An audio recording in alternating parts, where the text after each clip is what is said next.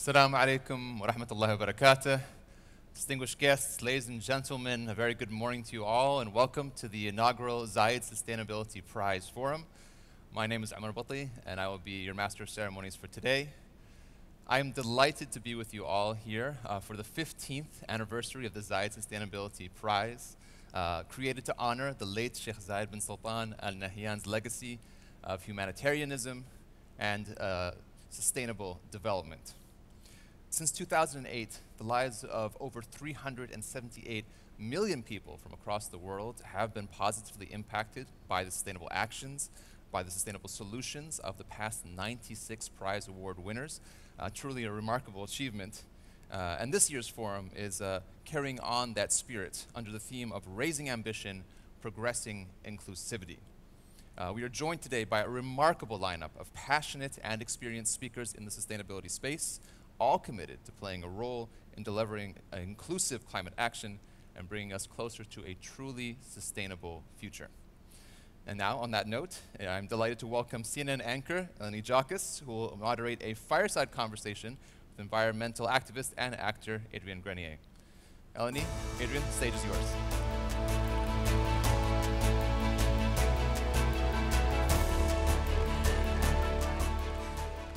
Hello. Welcome. Hi, everyone.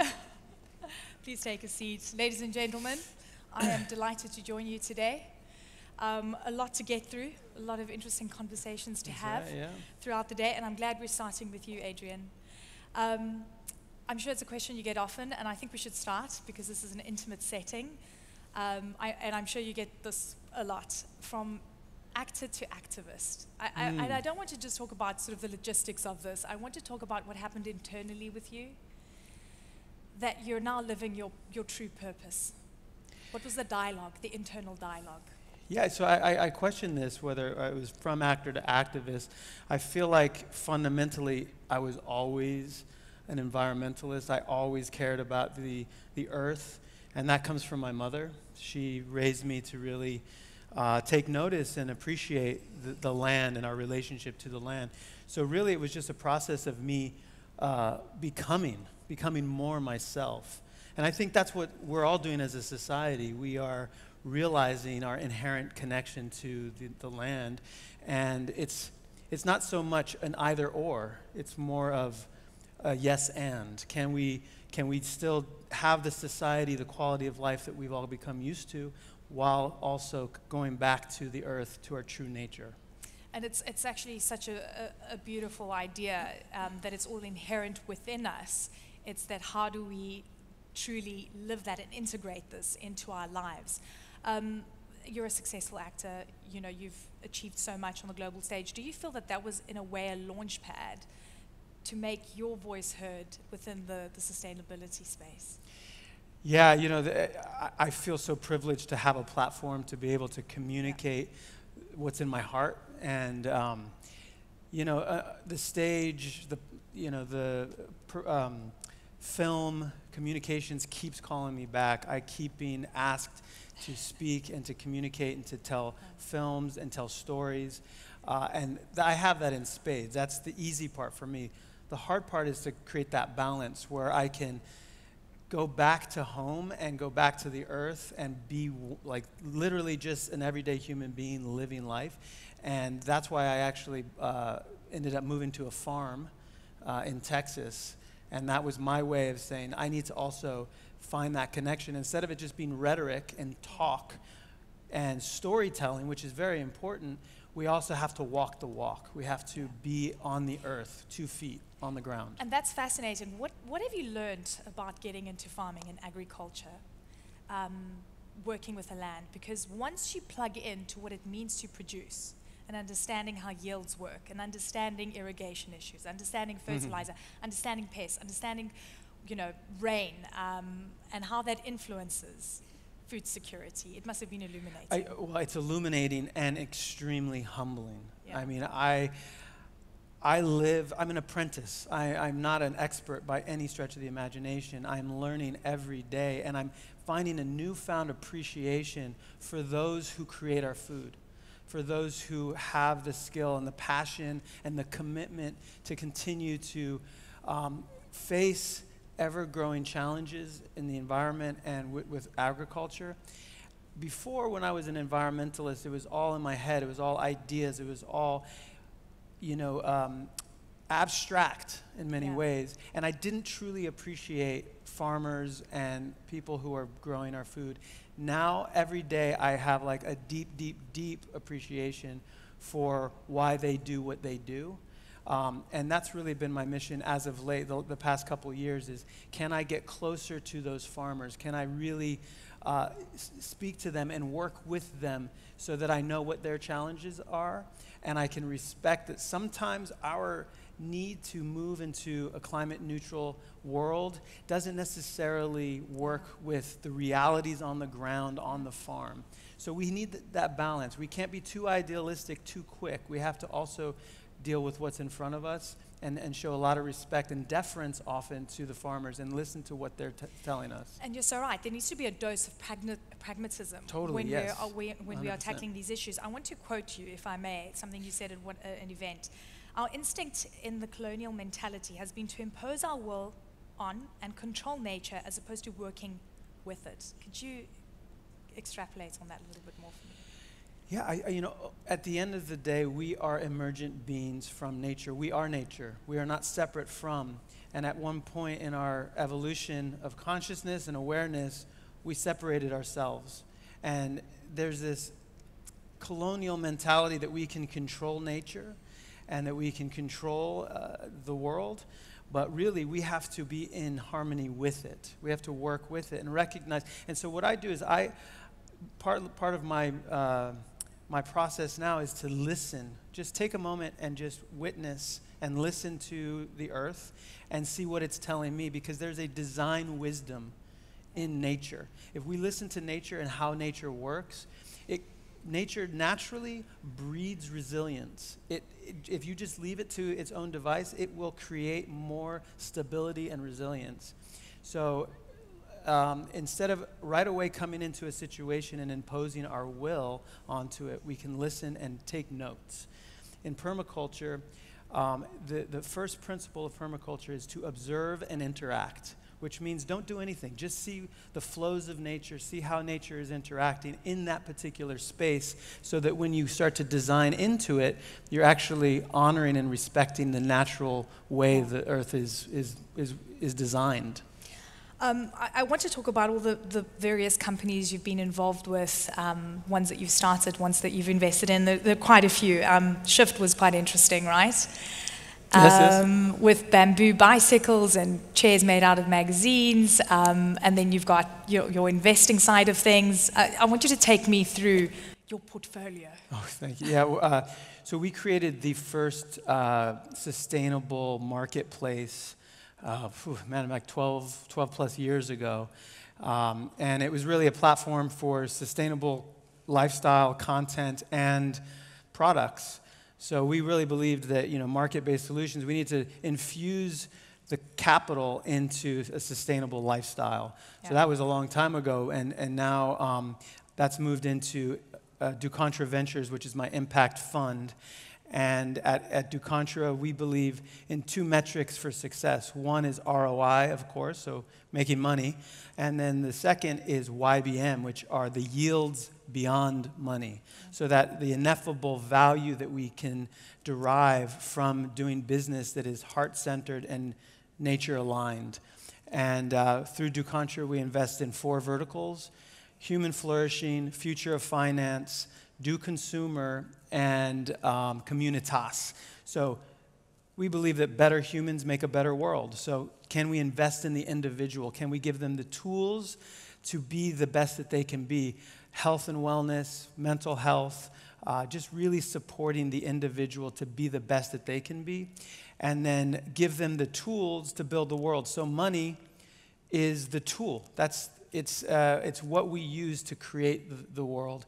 So tools of finance, of equity, and access, so that we can hand that individual the tool to go build it. And then communitas is how do we bring them together with others? Because the one thing that makes humans unique is not that we're in competition. The thing that makes us unique is that we can collaborate and that we can work together. So if we can bring people together and give them the tools and support the individual, then they're going to go out and build the world from a higher place of understanding. Could you give me examples of the kinds of projects, people that you've been investing in through Du Contra? Oh, yeah. So we have a number of incredible companies. So there's Blue Land is one of my favorites, which is a home cleaning product company. And it's basically zero waste. So there's no plastic. And they send you a compressed caplet. So it's not water, so they're not shipping water around. And you basically take the compressed caplet, and then at home you add water to actually reconstitute it. Yeah. So it's less carbon footprint when they ship it. It's zero plastic, and it's non-toxic. So that's an incredible company. I mean, do you get a lot of people knocking on your door with great ideas? Do you feel that there is a shift and a sea change in the way that the new generation of entrepreneurs are thinking and wanting to plug into the climate agenda? Well, I think that there's a shift in culture in which people no longer believe that they just have to work to make a living. People know that they can make a choice to work on projects that are aligned with their values. Yeah. Not only are consumers demanding it, but we're giving ourselves permission to do the things that we believe in, that are not just simply financial in nature, but are aligned with our true vision of a more beautiful world. I mean, when you were explaining sort of the metrics and, the thinking behind the strategy, behind the kind of companies you want to invest in, it kind of brings me to think deeply about what traditional financing thinks about risk, the way that they define risk, the way they calculate it, the way they calculate yields and margins about what they're expecting in terms of return. Yep. Do you feel you're making an impact in the way that traditional financing has been structured? Yeah, well, we have metrics to sort of track our financial return, but one thing that's hard to track is impact. Yeah. Right? That's why actually right here we have Producers Market here, one of the companies that we support, and that's what they do. They're actually creating a tangible system of tracking the impact of these different projects so that when investors and governments come in, they can actually see on a dashboard all of the impact that they're having on the ground. Because what we ultimately want is we want that felt experience of return on that impact. It's not just this abstract idea, it's tangible. You can see it, you can track it. So it's carbon sequestration. Say that 10 times real fast. It's workers and supporting their well-being, the health and wellness of the workers. So how do you take all of these different metrics, boil it down into a way that people can digest it and feel confident that they're not just putting money in an abstract idea, but it's actually getting to the people, and it's actually having a positive effect on the planet. I'm glad you've got your team here that came up with those metrics, because a lot of the banks that I speak to, and they say, well, how do you measure your impact? And there isn't sort of a standardized, piece of paper that says, listen, this is what the world thinks of impact. You've got to sort of make it up as you go along, right? And you've got to think about your own values and what that means. Since we're talking about numbers, and I have to tell you, I'm a numbers person. Oh, okay. Yeah. Good. What are the kind of yields that you do expect when you're investing? I mean, do you guys have like a specific number that you're after, or is the impact more important to you? Because you've got to think about sustainability in your business. 100%. Is it okay that I say I'm not a numbers guy? I'm the storytelling guy. I'm the dreamer. I'm the communicator. For me, it's about the human faces. Like what really, what I judge is when I can look at somebody in the eyes and I can get on the ground and I can really connect with the people who are making a difference.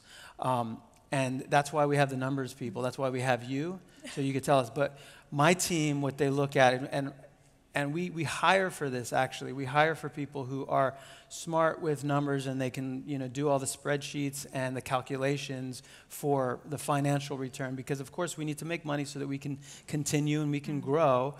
But we also we also hire for another metric, which is EQ.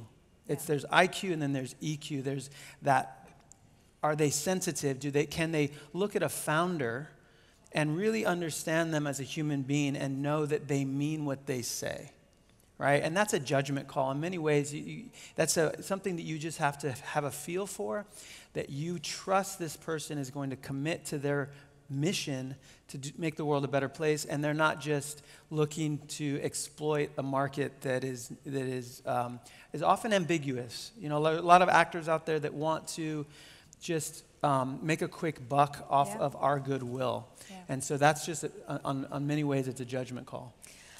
Your Earth Speed series, really fascinating.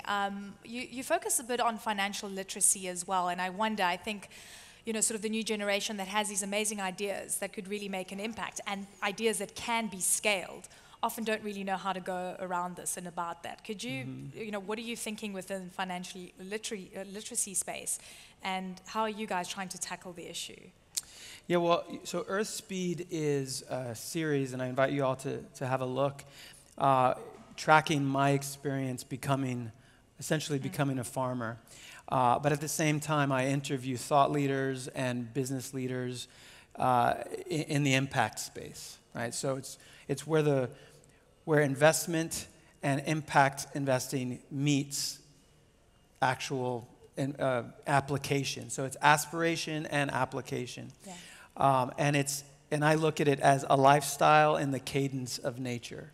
So how do we get into the rhythm of the earth? How do we start to align ourselves with what nature is speaking to us and telling us it needs, and bringing those investments into alignment with that spirit? But absolutely, so Future of Finance is our vertical around financial literacy, equity access, so instruments and tools that give individuals an opportunity to understand how money works in their business and how they can best use it for impact. And the way we see it, you know, our saying is, money is a tool, as I mentioned, and the spirit of the tool is determined by the hand of the user, right? So money is one thing, but if you don't know how to use it, and if you don't use it in a positive way, a hammer can be used to break something, or it could be used to build something. So we really emphasize how somebody is actually going to take that investment and use it in the right way. Really fascinating. You know, as you were speaking, I was wondering, you know, you've evolved so much, and you know, from having a sustainable marketplace to where you are now in impact investing. What was the most challenging thing that you experienced through this evolution? The most challenging thing is I tell you, it's not, you know, getting on set and learning my lines. It's not that. It's not investing. It's really when I look out at an acre of land, a hectare of earth, and I have to grow something, and I feel utterly inept, incapable. I don't know if I can do it. And I have to wake up every day, and I have to get out there and make sure the plants are watered, but not too much, just enough, and that they have the right fertilizer and the right sun. And then you go to sleep, and you don't know if that night a bunch of deer are going to come in and eat your crop. So for me, the hardest thing is to come back into resonance with nature and understand that I'm not in control of it, but I can dance with it and I can move with it. It's really about the hardest thing is to be in that space of not knowing and uncertainty, and still have the confidence to get up and do it again and again and again. You know, this disconnect with the world I really resonate with. I grew up in South Africa. My parents are from rural Greece. And one of the things that my parents taught me from a young age was to understand how to grow things. And one thing I've learned since I've come to Dubai, that I've had to understand a completely different terrain. Thank goodness there are no aphids here. I have not come across aphids. Aphids are the bane of my life, growing vegetables. But I feel that we've been so disconnected. I'm one of the few in my environment that really understands how to grow things. And why? I don't get it. Good for you. I'm happy for you that you have that upbringing. I grew up in New York City, and I didn't know. I had to water a plant, right? Too much, too little. There was no nature. There was only concrete. And you know, to me, it's all about trade-offs, right? I mean, there are no aphids, right, but there might be other challenges. So that's why it's so important to take a moment to see what the environment is telling you and work with it. Single-use plastics. You know, I think at some point you realize what your plastic footprint is. And because I'm someone that looks at value chains, I understand that it obviously goes back to the oil industry. This is probably one of the biggest conversations that needs to be had, in addition to dropping, you know, global temperatures. What are your thoughts on this and how it needs to be tackled? Plastic? Yeah. Well, I have a very measured approach to the environment. I'm a realist, ultimately. Yeah. I do have big ideas, and I have ideals that I'd like to hit, but at the end of the day, I have a deep compassion and an appreciation for how the world works and how business works. And plastic is such a useful, it's a useful material. I mean, there's just no way around it. So I'm not naive enough to think we should just do away with plastic. For me, it's all about how do we manage this very useful material and keep it out of the environment and keep it in the economy. So you know, one thing that we've done at my nonprofit Lonely Whale, which is an ocean organization, and our primary goal is to keep plastic out of the ocean. And what we've done is we've created a supply chain called Next Wave. And this supply chain is a consortium of 15 or so and growing companies that have an international footprint. So they all have plastic that they need to use in their business. And we've brought them in, and we've got them to sign commitments to do an internal audit of their business and find use cases for a particular material that we call OBP, which is ocean-bound plastic. This is mismanaged plastic waste that is along the shorelines, in the riverbeds, that are on its way out into the ocean. And they have committed to buy a certain number of this material, recognizing that it has value and that if we could create the supply chain, then we can take that investment and start paying waste pickers in countries that have a lot of mismanaged waste, don't have the infrastructure, so that we can actually build that economy on site so that they can prevent the plastic from going into the ocean in the first place. So it's mitigation at the source. Instead of waiting for it to get into the ocean and spending a whole lot of money to go out there and try and retrieve it, let's just keep it from going in the first place.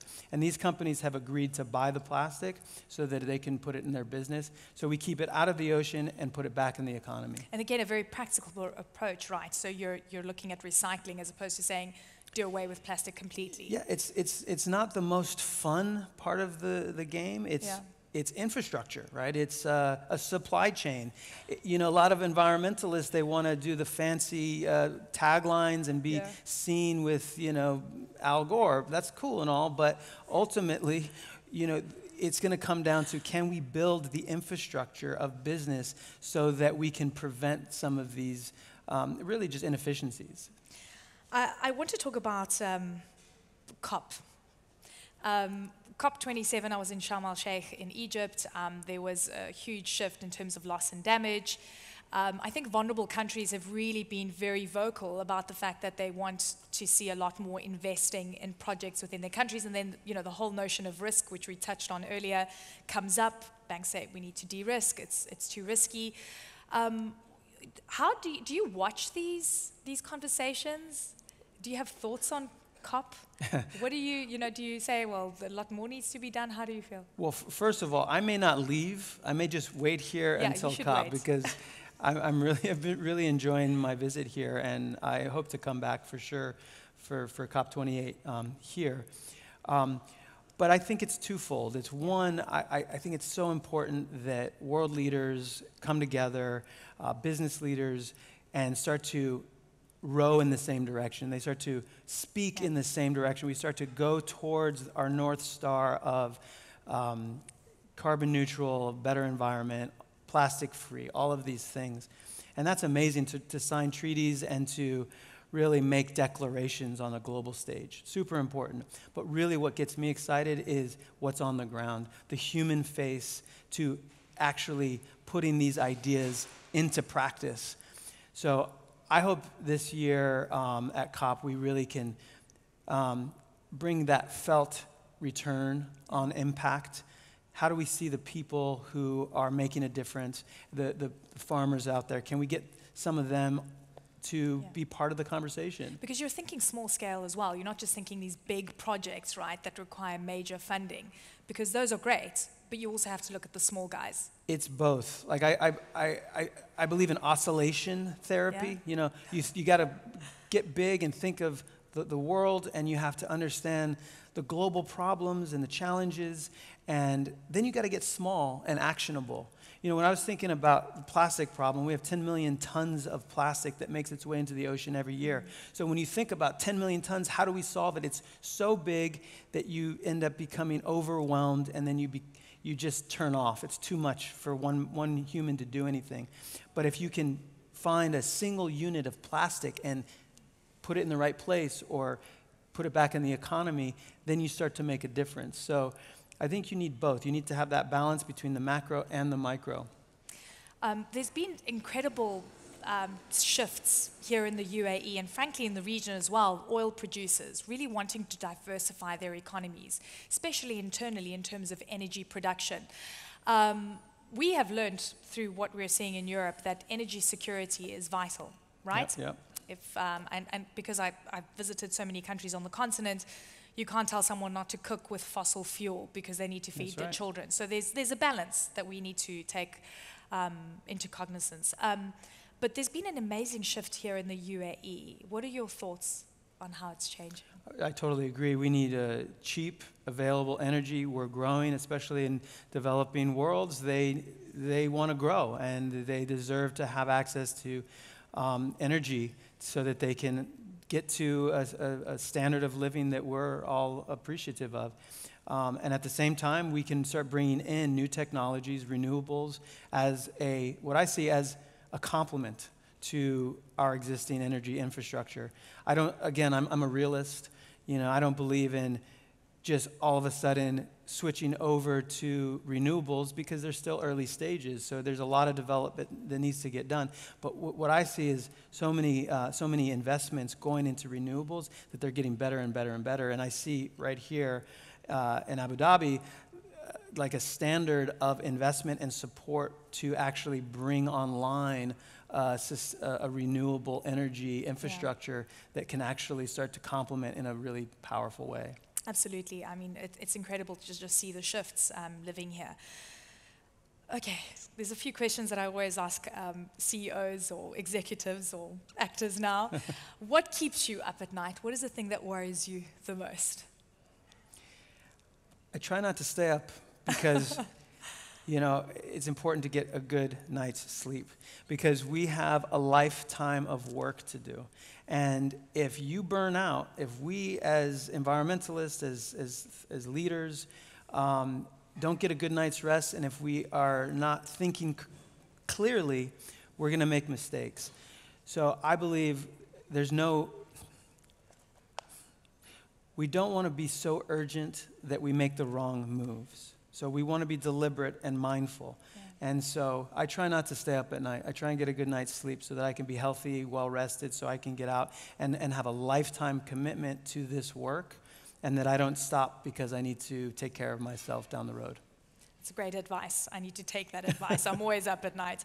The year ahead, the next few years, are you feeling optimistic about where we're headed? I think with COVID, we learned so many lessons, right? We learned so much.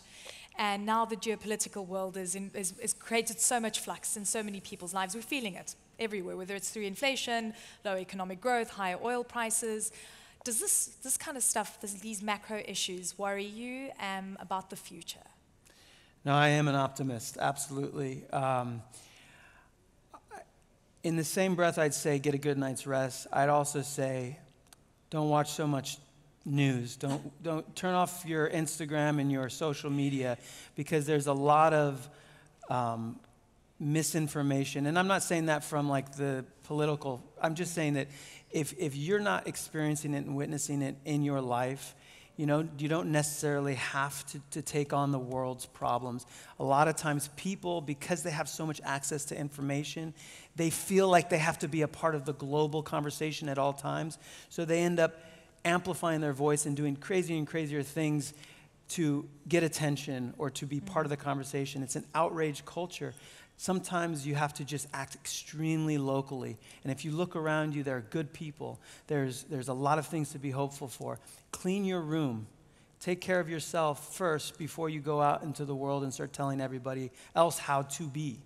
So I try to find balance in how much I take in from the world out at large.